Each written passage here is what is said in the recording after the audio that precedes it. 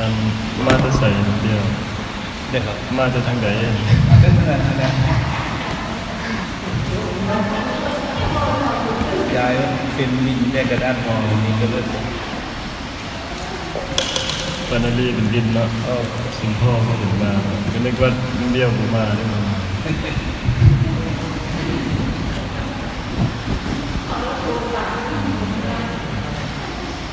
โอ้เงินเนี่ยดูโทรศัพท์ก็แค่เป็นยังไงใช้เครื่องเดียวโทรศัพท์ใช้น้ำกันโอ้ใช้คนอ่านนั้นแต่ก็ซื้อไม่ก็เป็นอะไรเป็นผู้สำงานการได้กันกว่านะเป็นอะไรเป็นไข่หรอเป็นอะไรใครแล้วไข่แล้วนะแบบเช็คแบบทางวัดป่าเป็นอะไรคือว่าประสบายมาจากเนาะอดีตทาง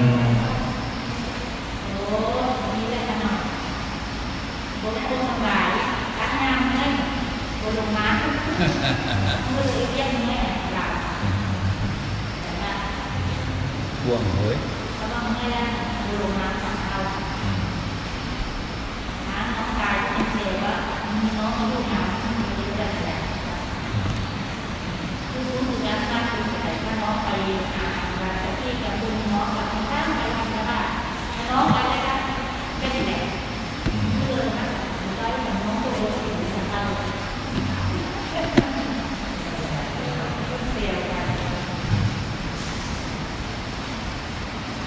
วันนี้เป็นวันที่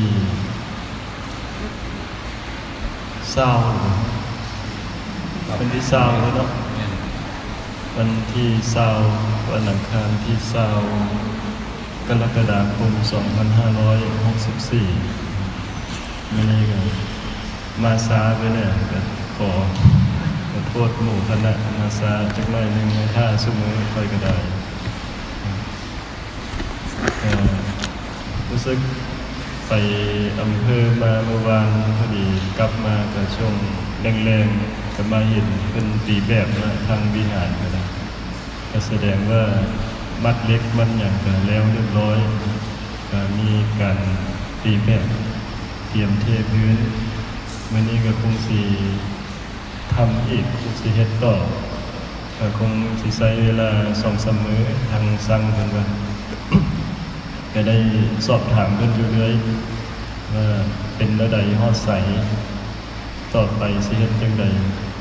ก็ติดตามก็รู้สึกว่างานก็เรียบร้อยดีเป็นมาตรฐานมีอีหยังก็เฮาได้ฮู้นำเฮาได้ฮู้เฮาได้เข้าใจบางอย่างเฮาเบิ่งซื่อๆก็บ่จักสินะเพิ่นก็อธิบายแนะนำเราก็เข้าใจมันสิเป็นจังใดมันสิรับน้ำหนักหรือว่าช่วยแบบใดก็ได้เว้ากันได้ถามกันก็มีความเข้าใจก็มั่นใจว่ามันสิดีแล้วก็บ่มีปัญหาตามมาภายหลังในส่วนของการก่อสร้างก็รู้สึกว่าสบายใจอยู่แล้วก็สามารถทำเป็นแบบแผนเวลาที่เราทำดำเนินการก่อสร้างไปในระดับหนึ่งที่สามารถทำหนังสือเอกสารของบประมาณไปทางสำนักพุทธเพื่อที่จะเป็นงบบูรณะวัดวาหรือว่าสนับสนุนในการก่อสร้างถ้าเรามีแบบเรามีข้อมูลไว้ละเอียดทุกขั้นทุกตอนแล้วก็ให้โยธาเป็นเขียนแบบออกมาก็จะมีความเหมือนข้อมูลที่มันเป็นจริงบ่ได้ตัวเขาเจ้าบ่ได้เอาแบบอันอื่นมาตัวว่าเป็นแบบของเฮาเป็นยันบ่เชื่อเนาะแน่แล้วก็ถ้าเกิดต่อไปในภายภาคหน้าวิหารเสร็จสมบูรณ์แล้วก็เฮาก็จะมีแบบตัวจริงของวิหารเพื่อคนที่เข้ามาเบิ่งมาอย่างก็สามารถมาเห็นได้ว่าแบบเฮานี่ก่อสร้างจังไดตั้งแต่รากฐานขึ้นมาจนฮอดพื้น อต้นเสาขึ้นมาเป็นยังไงขึ้นไปโครงสร้างเราจะเห็นถ้าเพิ่นต้องการทราบต้องการรู้แล้วก็อาจจะนำแบบตัวนี้ไปสร้างต่อใช่ไหมอาจจะขอแบบในการก่อสร้างไปสร้างต่อหรือว่าเขาก็เก็บไว้เป็นประวัติเป็นข้อมูลต่อไปเพราะว่าสมัยก่อนๆเวลาเขาสร้างอีหยังสร้างวัดสร้างศาลาสร้างอีหยังจะบ่มีแบบอย่างเลยเขาก็มาคิดเอาเองซอยกันเฮ็ดซอยกันทำครับปรับปรุงดัดแปลงมองนั้นมองนี้ไปสิแล้วก็บ่ได้มีการจดบันทึกอีหยังบัดนี้เฮาสิมาบูรณะมาเฮ็ดใหม่บ่จักว่าข้อมูลแบบฐานล่างเป็นจังไดอาคารใหญ่ซั่นใดถ้าเฮาสิต่อเติมเฮ็ดเป็น2ชั้นขึ้นไปหรือว่าเฮ็ดให้มันนั่นแน่นหนาถาวรเสริมเสาเสริมอีหยังขึ้นมาเฮ็ดคานก็บ่แน่ใจว่าฐานรากเนี่ยมันจะรับน้ำหนักได้หรือบ่ได้เวลาต่อไปในภายภาคหน้ามีการบูรณะปฏิสังขรณ์ขึ้นมาก็สิมีข้อมูลเป็นแบบแผนในการก่อสร้างค่อยกันเบิ่งน้ำมันหนังฝรั่งเบิ่งน้ำหนังฝรั่งมันจะมีแบบไปมิวเซียมหรือว่าไปพิพิธภัณฑ์ไปอย่างสินะของเก่าโบราณมันยังสิมีแบบเขาก็ไปเบิ่งว่าเป็นเฮ็ดจังไดก่อสร้างจังไดความกว้างความยาวจังไดก็เลยคุยไว้กับสร้างไว้จดบันทึกรายละเอียดตั้งแต่ฐานรากขึ้นมาเนี่ยกว้างยาวส่ำใดไซส์เล็กเท่าใดสูงเท่าใดบัดยามมาเทพื้นเฮาอีหยังแล้วบ่เห็นถ้าจะโมย้อนหลังก็ลืมไปแล้วลืมไปแล้วก็เลยได้คุยกับเพิ่นไว้ก็สิเป็นประโยชน์ของเฮานี่แหละต่อไปก็สิมีความเป็นมาตรฐานยิ่งขึ้นก็เลยคิดไว้นะคือแนวใดมันสิดีมันสิเจริญพัฒนาก็อยากเฮ็ดให้วัดให้วาในบ้านของเฮาเอาก็เก็บข้อมูลทั้งรายรับรายจ่ายรายชื่อเอาคนญาติโยมที่ร่วมทำบุญมารายการซื้อสินค้าซื้อเล็กซื้อใหญ่แล้วก็จดไว้แยกเป็นค่าใช้จ่ายในการก่อสร้างก็แยกไว้ก็เลยมาคิดว่าแบบแผนในการก่อสร้างก็ควรที่สิมีไว้ด้วยกันควรที่สิบันทึกไว้ด้วยกันก็เลยคุยกับสร้างขึ้นไว้มื้อนี้ก็เมื่อวานนี้ได้โยมวิสีบ้านวัดป่าก็โทรมาว่ามีพระที่จะมาจำพรรษาอยู่วัดป่ามาจากจังหวัดเลยจากจังหวัดเลยเพิ่นก็แจ้งมาก็อสมก็คงจะไปตรวจวัดอุณหภูมิว่าติดโควิดมาบ่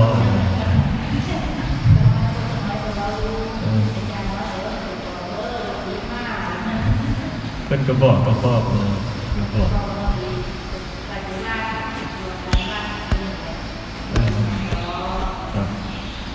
จะเป็นครูบาอาจารย์ที่เพิ่นรู้จักกันจำพรรษาอยู่ทำกลุ่มพระเอาก็เนี่ยเวลา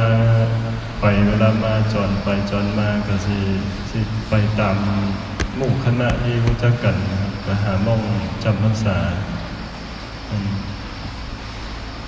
แต่ว่าถ้าเกิดไปทุกที่ทุกแดนอย่างสิก็สิเป็นปัญหาขนาดนะไปแบบบ่สนใจอีหยังเมื่อก่อนมันแบบมีเฉพาะจากทางผู้แหละ ทั้งดงบังผู้แหละบ่จักเว้าปานใดก็ทั้งดงบังแน่ทั้งบ้านแพงแน่กับมาคือเก่าหั่นล่ะ มาก็บ่ได้เว้าหยังหลายพวกมาขอได้นี่มาขอทานมาขอทานมาขอเงินค่ารถบ่ได้เว้าหยังหลายมาขอค่อยก็เลยก็รถเก่งนั่นแหละแม่ ที่ส่วนแล้วตอนนี้ตัวจริง รถเก่งมียะพ่อ2ยะพ่อแล้วก็โยมคนนึงนั่นแหละมาบัดนี้ก็ได้ข่าวว่าไปเบิดฮอดนครพนมก็ไปจังสิตัวก็สิมาเฮาเนี่ยมาหาเฮามาขอกับเฮาเพิ่นสิไปทางอื่นก็สิไปขอจังสิตัวว่าซั่นบัดนี้ช่วงนี้มันโควิดเนาะมีเชื้อโรคเชื้อไวรัสเข้ามาค่อยก็เลยถามไปจังไดมาจังไดบ่ฮู้จักว่าสถานการณ์เป็นจังไดแล้วก็ทรงบ่พอใจครับทรงบ่พอใจแน่นั่นแหละก็สิฟ้าวเมื่อยะพ่อก็จะเอาซะก่อนจะขอซะก่อนให้ไปครูบาเพิ่นก็บันทึกภาพไว้บันทึกภาพไว้บัดนี้มันก็เดือดร้อนแล้วบัดนี้เดือดร้อนไปหาว่าเจ้าอาวาสพุ่นล่ะฮอดเจ้าคณะตำบลพุ่นล่ะก็แล้วแต่เพิ่นสิพิจารณาดำเนินการค่อยก็ซีดในบัดนี้ซีดอันสเปรย์อันนั้นน่ะสเปรย์แอลกอฮอล์ซีดเบิดพวกเด้อเพิ่นนั่งเพิ่นอยู่ย่านเจ้าของเลย เป็นในเดินสายเนาะยาก ยึดไปยังไงมาจังไงไปโอ้ยเฮ็ดให้หมู่เดือดร้อนเลยก่อนครับเห็นเจ้าอาวาสพอกันเมื่อวานโอ้ยผมยุ่งขนาดเดียวเลยผู้ฟังจริงๆแหละไปแบบนะครับไผ่มองบ่ฟังเนาะนอนนี่ไปหาขอได้เงิน ตั้งแล้วกลุ่มเนี่ยมีมันอยู่ตรงนี้หาฟองเงินเนี่ย แต่ญาติมันถ้ามันมีเชื้อไม่อย่างแบบระบาดไปทุกที่ทั่วแดนใช่ไหมก็คงจะเป็นหน้าที่ของพระผู้ปกครองคนละคนสิต้องมีมาตรการอะไรของเพิ่นนะขออนุโมทนาเอาตนญาติโยมเด้อสุขุสุคนครับต่อไปก็ตั้งใจรับพรยะถาวาริวหาปุราปาริปุเรนติสาคารังเอวะเมวะอิโตทินังเปตานังอุปกัปปติอิจิตังปฏิตังตุมหังคิปะเมวะสมิจจตุสัพเพปุเรนตุสังกปาจันโทปนรโสยถามณิโชติรโสยถาวิริโยวิวัชชันตุสังฆโรโกวินาศ